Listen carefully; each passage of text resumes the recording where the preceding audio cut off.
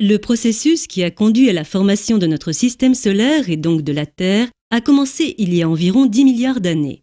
Dans l'univers, une partie de la matière formée de gaz et de poussière s'est amassée en un énorme nuage. Elle s'est comprimée sous l'action de la force de gravitation et est devenue de plus en plus dense. Sous l'effet de la pression croissante, le centre du nuage a atteint une température telle qu'une réaction atomique s'est déclenchée. Une nouvelle étoile, notre Soleil, est alors apparue.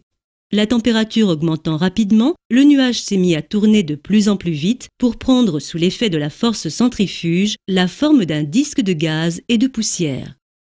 Le nuage, devenu plat, s'est encore comprimé et a produit des fragments de matière composés de glace et de roches. En 5 milliards d'années, ces fragments se sont assemblés pour former progressivement d'immenses corps célestes. Conservant leur mouvement d'origine, ils ont continué à tourner autour du Soleil, presque tous sur le même plan.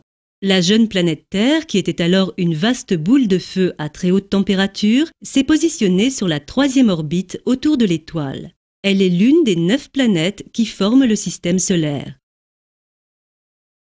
Les planètes ont continué à se refroidir. Il y a environ 4 milliards d'années, la température de la Terre approchait les 1000 degrés Celsius et la planète était majoritairement en fusion.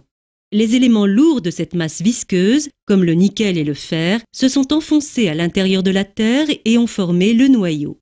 500 millions d'années plus tard, la croûte terrestre s'est définitivement solidifiée, mais elle est restée toutefois très mince. Des météores n'ont cessé de la percuter et de la casser. Ces impacts, ainsi que les nombreuses éruptions volcaniques qui secouaient alors la planète, ont dégagé des gaz comme la vapeur d'eau, l'ammoniac, le méthane et le dioxyde de carbone. En s'accumulant à la surface de la Terre, ils ont formé une atmosphère primitive. Les rayons du Soleil, vecteurs d'énergie, ont décomposé la vapeur d'eau en oxygène et en hydrogène. Une partie de cet oxygène bombardé par les rayons ultraviolets s'est transformée en ozone. C'est ainsi que s'est formée la couche d'ozone qui protège la Terre des rayonnements meurtriers du Soleil.